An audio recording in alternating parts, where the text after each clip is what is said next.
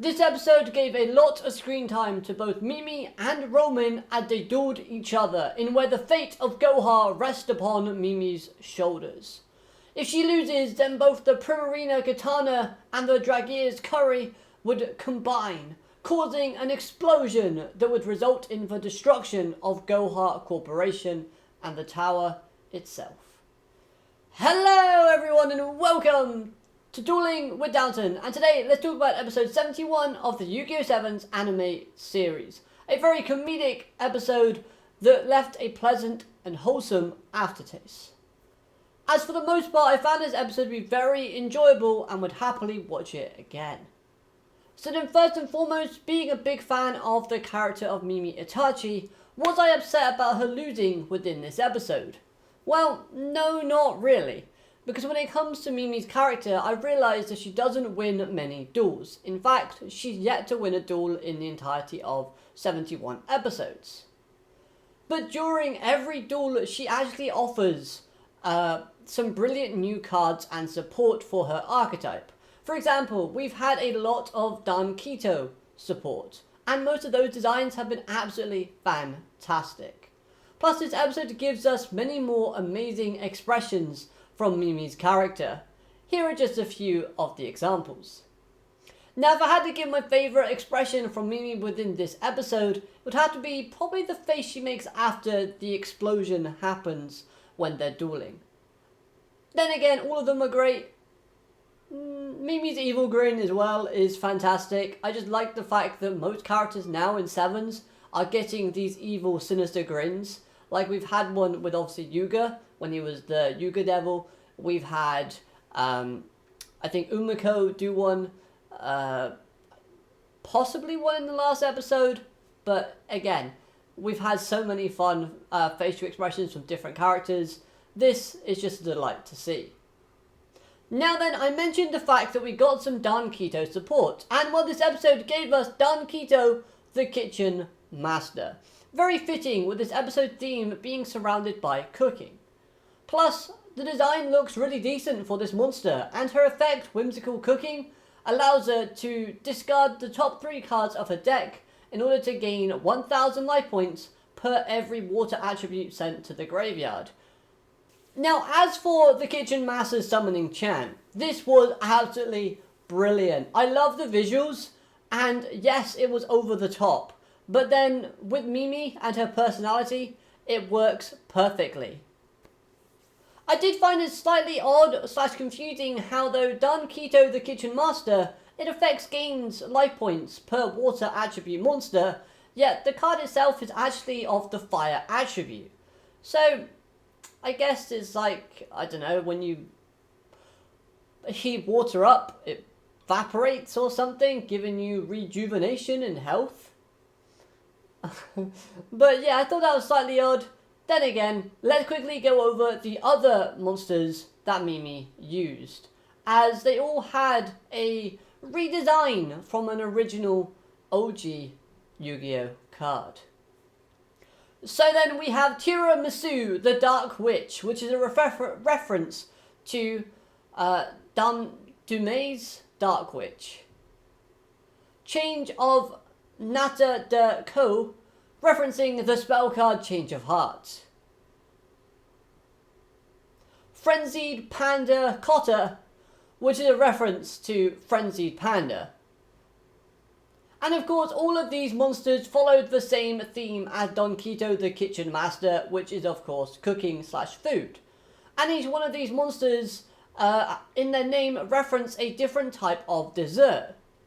Not gonna lie, but watching these monsters on screen, I did feel rather peckish. Okay, so sticking with the theme of new monsters, to take a look at Roman's new monsters used within this episode, as they had some amazing designs. Looking at the first one, we have Psychic Pickupper. This monster is up there in terms of my favourite designs within Yu-Gi-Oh! 7s. And the summoning animation for this just looks so cool and futuristic that, again, it's one of the cards I really want to obtain when Rush Duels comes out to the UK. But I guess more importantly, we have to talk about Roman's new Ace Fusion monster, Candy Live. the first Omega Psychic type monster within Yu-Gi-Oh! And its design looks stunning. It's bright, it's vibrant, it makes you think of a concert/live performance when looking at the monster from a design perspective.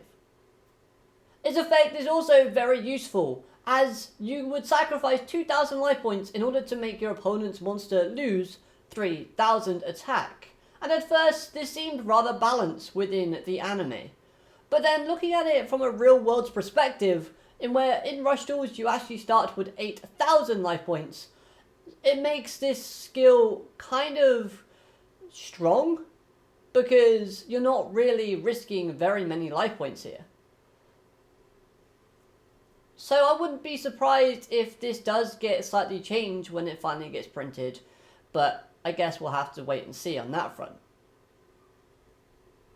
And the other effect for Candy E Live is it allows you to special summon a psychic type monster from your graveyard, which again is a good and useful skill depending on the situation you find yourself in.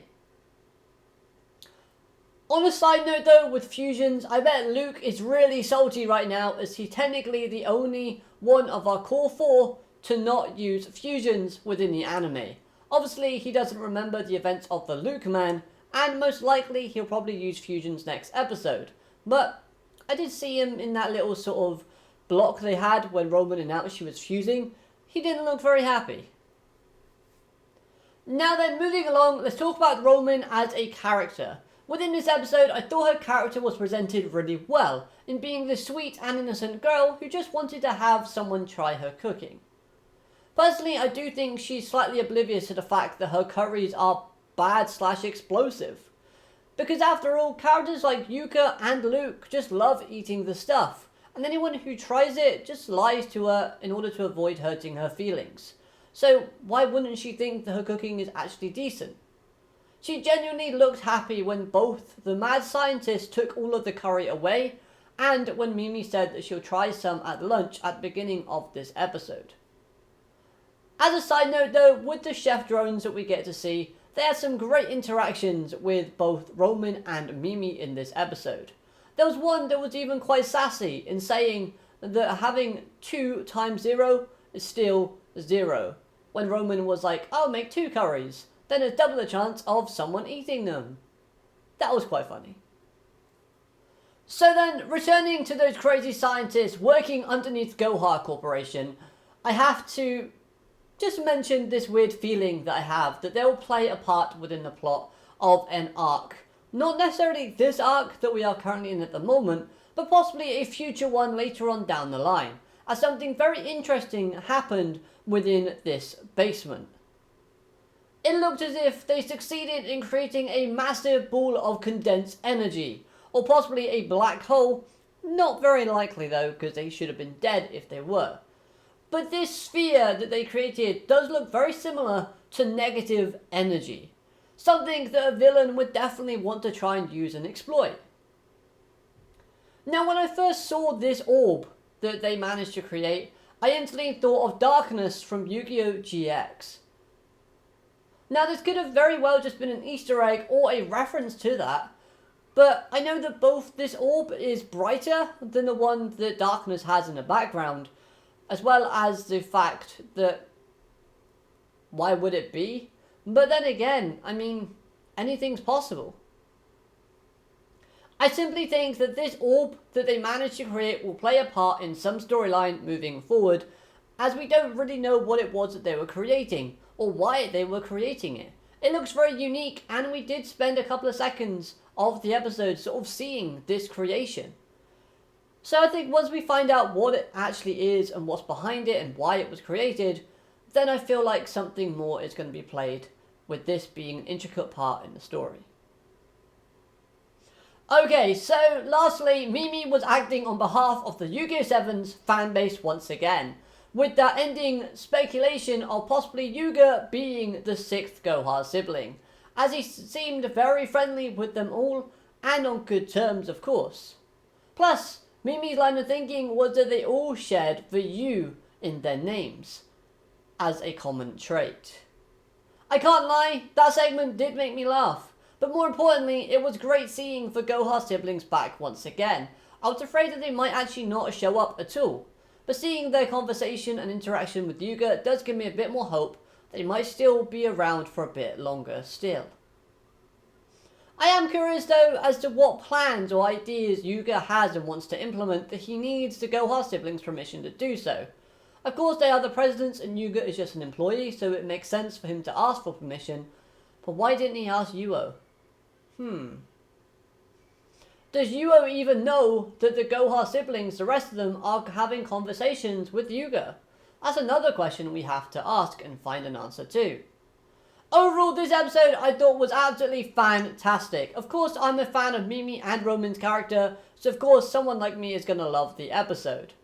It was very comedic, we had some great character interactions and expressions, and hopefully with the next couple of episodes though, I do hope we start getting some more plot progression or some substance to this arc. I get it, we're having an episode dedicated to each of our core four, but I would like something a bit more meatier to kind of get invested in when it comes to the storyline. So hopefully we get a little bit of something moving forward. Nevertheless though, I want to know your thoughts on this episode in the comment section down below. Let me know what you think and anything that I said, if you agree or disagree, or if you have any theories / ideas of your own. With all that being said though, I do hope you've enjoyed this review. If you have, hit like, comment, subscribe, all of that good stuff, and I'll be seeing you next time. Have a great day, alligator, matane. Goodbye.